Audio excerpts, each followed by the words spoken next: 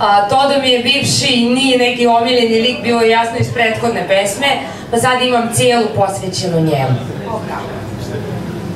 Prvi put sam pogrešila kad sam mu skuvala viršle.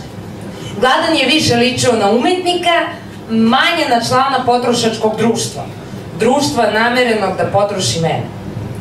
Mejo, prvi put sam pogrešila tražeći umetnika u njemu. Ne znajući da su umetnici sebični kao mala deca i da crtaju po tebi kao da si bezdušno platno. Od te veze mi je ostao sopstveni portret. Dovoljno dobar i da ga uramim. Problem je što se nisam ja uramila ni u jedan od njegovih mnogobrojnih ramova. Hteo je da me ograniči, da me svede na crte i boje. Strastveno je želeo da su emocije prikladne, svojevremene, da ga ne blamiram pred društvom. Društvom namerenim da potroši baš mene. Majok.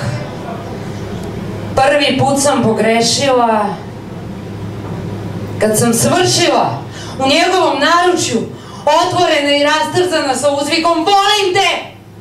Volim te je formula predaje, emotivne uravljenosti, viršli, onih koje lažem da sam oskuvala.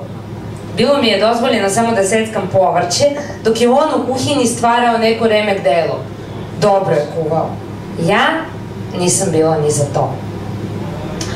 Ili sam možda pogrešila kad sam mu rekla želim da budeš moj i preslušala odgovor tvoj nikada biti neću, ali ćeš biti moja dok dišeš, dok vrištiš, dok svršavaš, dok voliš. Bio je izgleda ubeđen da je volim te formula predaje. Bila sam i ja. Tek sada otkrivam da je ljubav formula slobode.